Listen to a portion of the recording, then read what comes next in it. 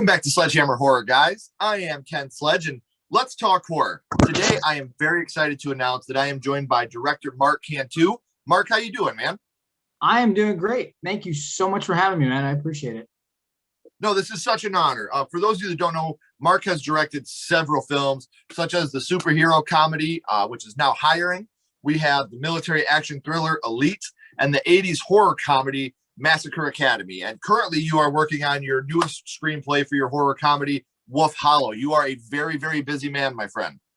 There you go. You actually get the scoop because you're the first person who's actually said that out loud. And so it feels nice to actually hear it. I'm like, yeah, there's another movie that we're planning after this. So it's great. But yeah, that's so cool. And number one, you got it. There you go. Right now, and that means the world to me, by the way. You'll never know how much that means to me. Right now, you guys are in the process of working on Massacre Academy, correct? That is correct. Yeah, we are actually, just to kind of let you know, like where I'm at in the process, I edit pretty much as we're shooting. So by the time we finished shooting, I had pretty much a pretty good assembly. So right now we're just fine tuning. So this weekend, as a matter of fact, is the first time the producers and I like sit down and we go, okay, let's watch from start to finish, because I know what it looks like. But it's the first time we kind of get it on its feet and just watch it start to finish with temp track and some sound effects, some without sound effects in certain scenes. But it's the first time we're going to be able to see it start to finish all the way through, and with the post-credit sequences and all that. Oops, I'm sorry. Did I say another spoiler? Post-credit sequence? I'm sorry. Or we're just dropping bombs today. Let's start calling you Tom Holland, man. You're just giving everything away. Did I spoil something else? What's going on? No, that's so awesome, man. And for those of you that don't know, I do have the links for not only Mark down here in the description, but also for Massacre Academy. So make sure you're following that. And there's a couple of names in Massacre Academy that you guys may have heard of. You want to talk about that a little bit, Mark? Do you by any chance mean Felissa Rose and Dave Sheridan and Chauncey Phillips and Jackie Martling? Yeah, we got quite a few names. There's about 4 good-sized names in there. But it's yeah, so incredible, man. Yeah, it's amazing. Like I said, I was going to say the privilege of having Felissa and Dave on set alone, like I said, is just amazing. You add Sean on top of that, who was just amazing for the 2 days that he was on set with us. But yeah, it's been an absolute blessing to have some sort of name recognition from the genre. Like I said, people go, I know exactly who that is, and I know what they bring to the table, and I guarantee that they all deliver. Dave is especially fantastic. So I've had the pleasure of having Dave on here, and he is one of the kindest, nicest guys I've ever met. We talked for hours before and after the interview, and I had just the nicest time talking to that guy. He was so sincere and so sweet, and it was so cool to get to know him a little bit. Yeah, he is like this. He's so down to earth, like we were saying before the interview. Like he's so down to earth. He's so quiet and just unassuming. But like I said, he's extremely collaborative, and I think that's probably my favorite part of working with him. Is it was a give and take, and it was like, oh yeah, you're bringing something to the table I would have never even thought of. And I'm like, yeah, that's way better than that's why they pay you the big bucks. So yeah. Well, and that's amazing. Cool, because when you, especially you being an actor's director, you don't mind taking advice from the people that are there to try to help, because you know that if they're giving that to you, they're trying to make the movie better. So I scratch your back, you scratch mine. They wouldn't want you to do something that's going to make them look bad on film. So that's really cool that you could take that and run with it. Yeah. One of the things that, like I said, I always kind of pride myself on, and this is just in general, is I always pride myself on being an actor's director anyway, which is like, I want it to be a collaborative process. I don't want it to be a set where I'm the one that says, well, this is my words. You don't touch my words. You just do it the way I say it. And like, hey, they could have a 5-page scene, and all of a sudden they just go, you know what? What if I just do it with a look? Hey, great. That works even better. And if you can pull it off, fantastic. Then fuck my script, throw it out the window. But I'm all for the collaborative process, and I love it. And it opens up so many different possibilities that I would have never thought of. So. And that's incredible, man. I'm very, very excited for Massacre Academy. Now, before we get into why we are here, Wolf Hollow, I know you're just now writing the screenplay for that, but can you tell us a little bit what that is without kicking your own ass? Or I would say it's a werewolf movie, and that's pretty much where I'll leave it. Okay. Because the moment I start saying something about it, like it's a pretty solid concept, just from the synopsis that I've given to people. So I like the fact that, like I said, I just want to kind of keep that one a little close to the vest, but I will say it's werewolves, and that's about it. So Well, man, you guys don't have to just listen to me for updates. Like I said, I have all of Mark's information right down here in the description. So if you guys need any updates about this stuff, make sure you are following him on social media, because there you are going to get all the answers you need, even maybe before you get the updates from me. So we did talk about a little bit with Wolf Hollow, what you're doing in the future. We know what you're doing right now, working on Massacre Academy. But Mark, my friend, I want to take it back to the past. And I want to talk about the first horror movie you ever watched and what got you into the genre. And your first horror movie was? The shirt you're wearing, which is Jaws, which is such an amazing movie. So it is quite literally like my favorite movie of all time. That's a remote dropper where it's like the moment it's on TV, if I wake up at 8 o'clock in the morning, it's on TNT or TBS. I'm like, well, I know what I'm doing for the next 2 hours. So yeah, anywhere it's at in the movie, like that's automatic for me. So I get it, man. It's a movie that's influenced me more than probably anybody could understand. Do you remember how old you were the first time you had seen it? I want to say, like I said, it was probably, I want to say maybe around 80, 83, 84-ish, something like that. And my dad had just gotten us like a VCR. Yeah. It was like our very first VCR, which we were going like batshit crazy for. And he wound up bringing up a bunch of movies. Alien was one of them, and then Jaws was another. And I remember like Alien, I wasn't really interested in. I was like, yeah, whatever, spaceships, whatever. How wrong was I? But then later on, we played Jaws, and from the opening scene, I was so damn hooked. Like I said, it was a whole. We can get into that in a minute, but yeah, that whole first opening scene is just iconic for a reason. So. Oh, absolutely. And that's actually what I kind of wanted to veer into that. This is a movie where there are scenes upon scenes that have had a super impact on people and how they look. I mean, I didn't go swimming for the longest time after watching this movie. So which scene from Jaws do you think affected you the most, Mark? Honestly, like I said, it wasn't just the opening scene, which is, like I said, it's iconic for a reason, but it's the scene where Hooper and Brody go out and they find the wrecked boat at night. Like it's just shot so perfectly, but it's the fact that, like I said, you're putting yourself in a situation where Hooper knows what could be down there, but he still wants to find out and wants to do his job. And you're like, and it just makes things so tense. And then you've got that huge jump scare of, Ben Gardner just kind of popping out with the one eye and everything else. That's just a classic, little jump scare. But yeah, to me, like that scene sticks with me, but it's also the behind the scenes stuff on that, where it's like you saw the fact, like, and I didn't learn this until years later, but that scene sticks with me even more because it was a scene where apparently Spielberg tested it with an audience. They saw it with an audience and they were like, it's working, it's great. They find the tooth. And he was like, I can get one more jump scare out of this. And I know that I can. So he went back and he filled up his editor's pool with, water and milk and everything. And he went back and reshot that one little close up just to get one more jump. And all of a sudden, it's a classic scene. And it's like, yeah.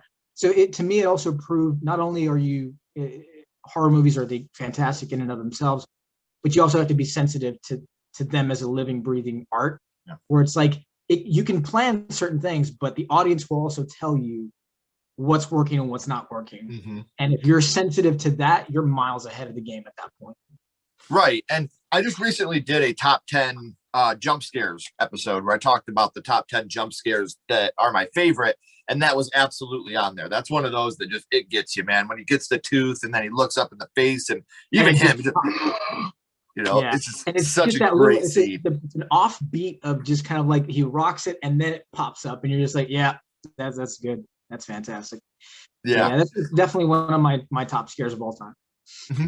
And you were talking about that opening scene. That opening scene is just devastating when it's got her leg, and she's just going back and forth because, she goes out there to have fun. She's got a guy with her. They want to go skinny dipping. She's just trying to have a good time. It's cliche now, but back then it was like, okay. And she just gets grabbed and she's getting yanked so violently in the water before she goes down. And such a great scene too, man. I absolutely love the opening to this movie. I would have genuinely loved, like, that's one of those movies that I would have genuinely loved to have seen. Like, if you could travel back in time and erase your memory of ever seeing the movie and just sitting in the audience without knowing what the hell's going to happen. Yeah. Like that would have been amazing to me to watch that because, like I said, it's brutal. It comes out of nowhere. I mean, obviously, if you've read the book, and I read the book years later in high school, and the book's pretty descriptive, but it's a lot more scientific, and the nose picks up this, and you're like, okay, that's fine. It's not a big deal. But the way Spielberg plays it, it's just the attack. And from what I remember them talking about, it was, yeah, you could show the shark breach with her in his mouth, and kind of come up and slam her down. But where's the fun in that? Where does that go? Where does that leave you to go? And it's like, right. Let it happen all under the water. You're playing it at surface level, which is where we all process information when we're in the water, and it makes it even more terrifying. And that's it's such a brutal scene, and her screaming and going back and forth. Yeah, I die for it every time. And I'm with you. I love the fact that we don't see a lot of Bruce the shark in the movie. Yeah. That it leaves more to your imagination. And when you finally get the scene where he's throwing the chum in the water and you see that shark come up, which leads to, I mean, obviously, when you see that scene alone, it's amazing. You see that, his reaction when he just stands up and he's looking at it. But that leads into one of my favorite lines ever in cinema, the improvised, "You're going to need a bigger boat." Yeah. That's one of the best lines, and the sincerity he says it with. And you talk about a actor's director, there's Steven Spielberg. This is a guy that will do everything he can. Like you said, after this movie was out, he went back and reshot this stuff in a swimming pool with his editor. And I can't remember her name right now, but she was an amazing. Yeah. Yes, yeah, she was amazing. And they went and they filled up the pool and they did all this. And that shows you the commitment. That's why Steven Spielberg is Steven Spielberg, because he will go that extra mile for that one scene. He'll go back and reshoot in a swimming pool one scene that he didn't feel was strong enough. Yeah, just a little tweak, but he knew that it would make. And look, we're here talking about it how many years later? That scene and how much it affected us. And Spielberg has that eye for those things, like Jurassic Park. The moments of anxiety that he put forth in that as well. I mean, the guy made creature features his creature features are absolutely phenomenal. And I'm a huge Spielberg fan. I've always said Jurassic Park is a horror film as well. I mean, you watch those velociraptors are slashers, man. Yeah, completely. Yeah, like I said, if you take them and you substitute Jason or Michael Myers in the kitchen in Jurassic Park, that's a slasher movie. That's a complete slasher scene. You're like, oh yeah, no, and you substitute them for hot co-eds. Yeah, exactly. That's yes, man. Thank you so much. I'm so glad following the formula perfectly at that point. Yeah. I remember Fangoria caught so much shit because they put Jurassic Park on the cover when it came out. And there was so many people writing in like, why are you putting this in a horror magazine? Because it's a fucking horror movie, man. Yeah, exactly. You put yourself in that kitchen and you tell me you're not shitting yourself. And you know what I mean? Like I'm such a big fan of Jurassic Park, and I so am on board with that. That's such a horror movie. Yeah, and not just that, but I mean, you stop and think about it. I mean, Stan Winston is providing the effects. He's probably one of the greatest makeup artists ever in the history of cinema. And I'm like, and he's doing probably some of the best work up to that point in his career. And you're like, how is this not a horror movie? Like, especially these scenes. I'm like, you've got some serious tension. You've got Sam Jackson without a fucking arm, and when what's her name's down in the basement. But even that scene as well, like I said, when she's going to turn on the lights and then she's running away from the rat, I'm like, it's all horror tropes at that point, So look, even the T-Rex scene, man. Like, yeah, when you see that T-Rex's eye for the first time, I was like, fuck this. I remember being a kid seeing that in the theater, like, nope, I'm good. This is fucking scary. Yeah, and I remember it like genuinely. I don't know what your experience was, but I always like bookmark certain things in my head when I'm watching movies, and certain things always stick with me. The scene, like I said, the T-Rex attack, I genuinely remember. I went to a midnight screening and we were in the audience. There's 15-year-olds and 20-year-olds. We're all watching it, and that scene starts, and you hear the rumbling and everything else, and the attack comes, and then the car goes down with Tim in it, and then he does that final roar, and then they cut to the very next scene, and you realize literally everybody at the same time just goes, oh, fucking hell. Like, it's such an exhausting scene. And you're like, you don't realize everyone's been holding their breath the exact same way you have the entire scene, because it just does not stop. And there's no music. It's just sound. And you're like, and you're just there with them the entire time. And I'm like, to me, if that's not a horror scene, I don't know what is, Thank you. Thank you. We got a little off track here, but I'm so on board with you on everything we just said. So why don't we go back to Jaws for a minute, my friend? When you think about Jaws, what is the first thing that pops into your head? Richard Dreyfuss. Out of everybody in that movie, Richard Dreyfuss, because he was the one, like, oddly enough, he was kind of like my gateway drug into fucking sharks anyway. So it was like when I was a kid, like, I mean, I like sharks and stuff like that, but Jaws was like, I mainlined sharks all of a sudden. I was like, holy crap, I love sharks. And it was him kind of breaking down the scientific aspect of a shark in really simple layman's terms. And I was like, and he was funny and he was the comic relief. And you're like, I like this guy. Like, to me, like I said, the movie would be fine, but he brings just that extra bit of wittiness and sharpness to it. And that's what makes it a bit more of a roller coaster. Because if you had to deal with Quint for 2 hours, that would be numbing after a while. The fact that you've got Hooper making jokes and he's kind of, you know, easing the tension and stuff, that makes the roller coaster even better. So to me, like I said, that he's kind of like the unofficial MVP for Jaws for me. You know? Yeah, man. See, and one scene that I wanted to talk to you about, this is always the one that pops into my head when I think about this movie, because I don't think it gets talked about enough, but the leg that gets bit off. You know, when you have the guy that's on the raft and his leg gets bit off, you're like, that's a scene that when I was a kid, I was, oh my God, that it actually bit his leg off, you know, like, and there's so many other scenes, like, I get it, you know, like you have Alex Kintner at the beginning when he's getting killed, and you know, you have a little kid getting killed by a shark, and that is absolutely devastating. As a father now, as a kid, you're watching it like, oh my God, this kid is just like me getting killed. But now as a father, I'm like, that's somebody's boy getting killed. Hit you on a different level. Yeah, exactly. Yeah, and like, but the leg getting bit off is one that's always stuck with me. And obviously one of my favorite quotes, something I've said since the first time I watched this movie repeatedly over and over in my life, is, "Smile, you son of a..."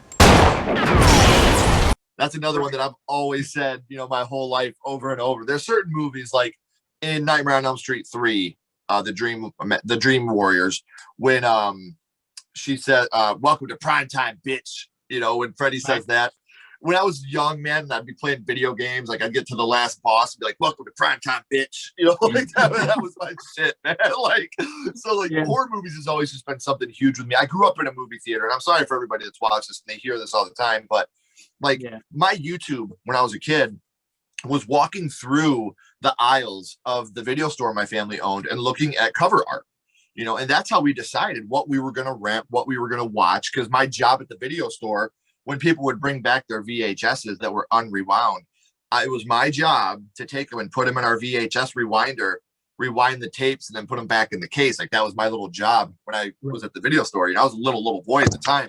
But then I would get to walk through on Fridays with my grandma, and we would rent whichever movie I wanted to rent. And especially when you're going by covers, when you're going by the, you know, poster, so to speak, of the front cover, horror always had the best. You know, they always had the best covers that would make you want to watch the film. So Jaws, no exception. I think this is one of the most iconic cover arts in the history of cinema. You know, the shark coming up.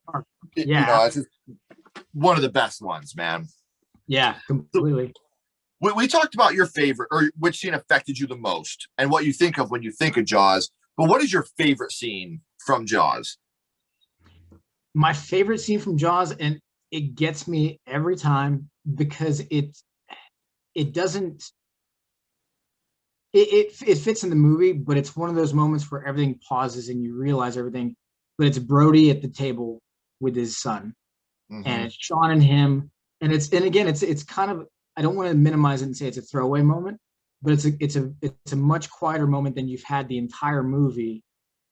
And within a 30-second, 25-second exchange, you see where his priorities are. You see without a word said, and you're just like, he's a dad. He gives a shit about his fucking community, and that's what's driving him, and that's what's eating away at him. And you kind of see it when he talks to, you know, Alex Kintner's mom. But it's that scene after that is that you see him, you know, he's slightly kind of drunk, slightly tipsy, and you see that process is bare for him. And he's just like, yeah, he's like, I would do anything for my kids, you know, and more so I would do anything for my community to take care of them.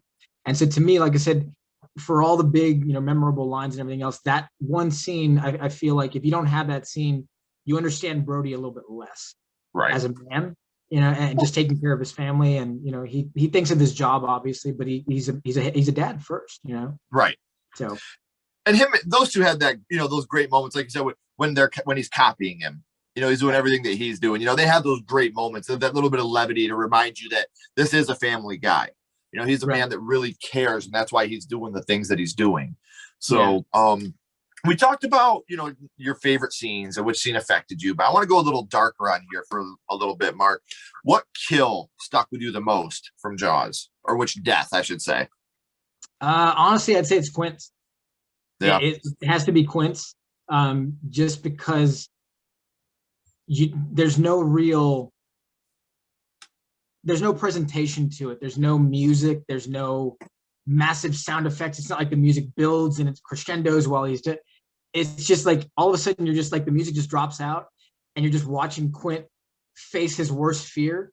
Yeah. And for the first time, like he's actually like quivering and shaking and he's punching with everything he's got. And you're like, this is not going to end well. And it's coming every single time. And I'm just like, so, I mean, testament to Robert Shaw at that point for, so many years later. Like, I mean, that's one scene I've seen. It goes back to your scene that you talked about as well, is every time that I had ever shown Jaws as, as a teenager, or, in my 20s, growing up with any girls that I was dating or any friends that hadn't seen it before, anytime they ever responded or really like overreacted to something and they're like, oh my God, that's terrifying. It was the leg, which like I said, for me, I never appreciated it. I was like, really? This is what's getting you guys right now? This is just like the leg just dropping through frame and everyone's like, oh my God. That, and then watching them watch Quint go down fighting. And you're just like, wow, this is really tough. Like, I mean, like I watched it as a kid and I was like I couldn't look away. I was like, this is amazing. I mean, I know it's a fake shark. I know it's, I know all the effects, but you watch somebody who's been invested in the movie and they get into the rhythm of it all. And then you hear him tell the story and you see how he is the whole movie and you see how tough and, honorary he is. And then at the end, he's just reduced to just trying to kick as best he can and trying to fight his way.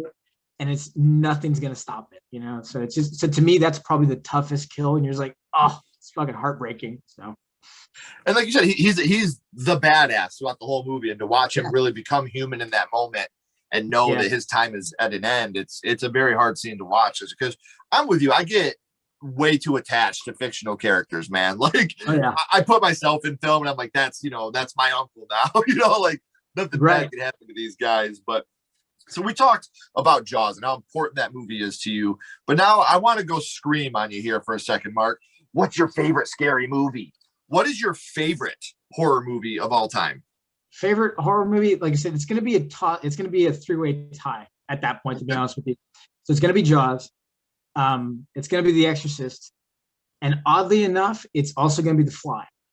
So, nice. Are you talking about the 86 Fly? 86 version with Cronenberg and Jeff Goldblum. Yeah. Yeah. Like that is like, there's a couple of others that are really close seconds, but that's to me, that's a three-way tie.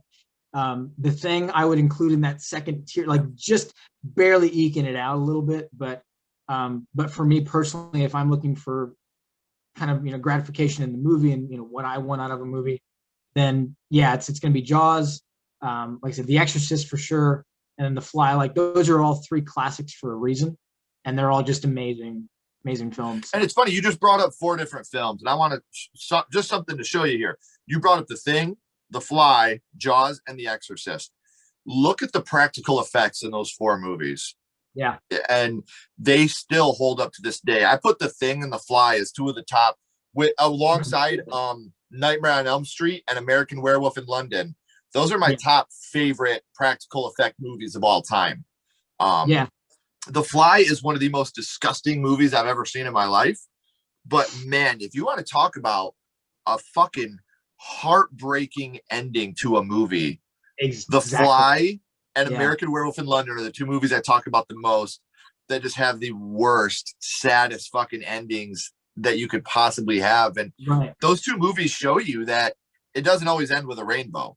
Like sometimes real life, real shit not always a happy ending. Exactly. Yeah, and I think that's my favorite thing about The Fly is, I mean, with Jaws, you have the big, kind of summer blockbuster ending where it's like, smile, you son of a bitch, and like the thing where it Yeah. gets the audience off their feet. The Exorcist is a bit more um, kind of open ended. You're like, okay, so what happened? Especially if you're watching like the director's cut, you're like, okay, so what happened? What did like where did we end? And you're like, it's just kind of a Right. down ending. It's not, you know, really clear what where we were, where we finish in that one. But The Fly to me is a perfect example of, you can take prosthetics as long as they're done well, and you can still act through those. You can act through a puppet, especially with the Brundle fly at the end. And again, like you're saying, it's absolutely heartbreaking. It's a puppet. Like if you break it down logistically, it's a puppet crawling through smoke on the floor. Yeah. But like, you see that thing quivering and suffering, and you're like, my God, just fucking kill him. Like just put him out of his misery. And it's so heartbreaking. The Christopher Young score is so good. Oh, It feels like an opera. And to me, like it's one of those movies where I'm just like, I could be watching this as a stage production, and I would get it and be like, yeah, wow, that's amazing. And so to me, The Fly, like I said, it's, if I'm going with, like I said, the top three there, it's because they each kind of have their own different kind of yeah. resolution that speaks to me completely. So yeah. And her reaction after she shoots him, like Oh she yeah. just, right when she shoots him, she just does that, that break, like, Yeah, oh exactly. God, it's so heartbreaking. It's such a good movie. And I love, again, another top 10 list I just did recently was my top 10 remakes. The Fly and The Thing were both on that list, obviously. So those movies Right. both mean a whole lot to me as well. Now, before we go, Mark, we always end this with the same question. We're going to go back to Jaws. We're going to bring our buddy Bruce back here for a little bit. And yes, we're going to do a skull count. We're ranking Jaws on a scale of 0 to 5 skulls, 0 being the worst, 5 being the best. Now, what we're doing, Mark, is we are not judging these as critics. We're not going and we're not doing a deep dive into the film. What we're doing now, and I'm pretty sure I know the answer, but what we're doing is we're judging this on what this film meant to you and how it affected you. So 0 to 5 skulls, what is your ranking of Jaws, my friend? That's a 10. That's if I have to be restricted to a 5, then it's a 5. Right. Yeah, like I said, Jaws is one of those movies where it was infinitely quotable in my house. The cinematography, that was the first time I really appreciated widescreen cinematography. Yeah. And noticed like lens flares and the boats and stuff like that. And so to me, like I said, without Jaws, I don't start my love affair for movies on any level, because Sure. that was the one that just, like I said, it did it for me. It got me hooked, and it was always, why is that shot there? Why is this cut here? Oh, this music kicks in here. Why does it do that? And it was one of those things. To me, it is absolutely, we're what, 30 plus, 20 plus years. I forget the count right now because it was 75, but we're so far away from when it was released in 1975, and it still holds up today. It's one of those movies that does not age.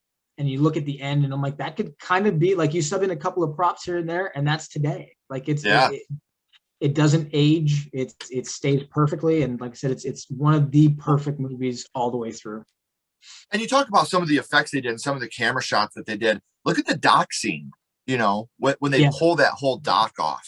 Like yeah, that scene looks so awesome, even to this day, with them really, obviously, this isn't, I'm not a person that shits on CGI. If you use CGI right, and you right, put it with practical effects, you can make CGI look really good. The only time you notice CGI is when it's done bad. oh yeah, CGI completely. can work wonders, but there's no substitute to something like that dock scene, where you just Yeah, have some people and they pull that apart. It's fucking scary. And you don't know, like I love that right. scene. That's another scene that is not talked about as much, but it's such a great scene to watch. It is definitely underappreciated. And yeah, it's one of those scenes, like I said, where you don't realize, like, it's its own mini film school. Like it really Mhm. is. Like, this is when the music should kick in. This is when this is the turn of the dock, when you're like, oh, now that you've suspended, like, oh, I think we're okay. Now you set them up to give us a bit more room to go. You're like, oh my God. So Jaws is quite literally for me, like I said, film school. Sometimes if I get lost in movies, I'm just like, or even in my own script where I'm like, I don't really know what I want to do here. I don't really know what I'm feeling. I'll just kind of go back to reset, and I'll just watch Jaws again and just kind of it's kind of like a palate cleanser for me where I go, that's what I was thinking. Yes, that's Yeah. brilliant. Of course, why wouldn't I do it that way? But yeah, to me, like I said, Jaws is always, like I said, I have the score on my computer. I mean, I've listened to it for years. And like I said, it's probably the most perfect movie for me in the history of cinema. So I get it, man. I absolutely love it. Now before we go, everybody, I want to remind you I have all the links down here in the description. So make sure you're checking it out. Make sure you're giving Mark a follow, so that way you can get up to the minute updates. I'm sorry, about not only his upcoming Wolf Hollow, but here pretty soon we're going to be, Massacre Academy is really gaining steam. Like you said, you'll be editing. By the time this airs, a lot of that's going to be done. He's already met with his producers. Everything's already rolling. So Massacre Academy is something you guys are going to want to get your hands on. So follow the links down here in the description. Mark, don't go anywhere. I got a couple more questions for you. Everybody else, as always, I'm Ken Sledge. Keep talking horror. Stay what you are. And we'll see you guys soon.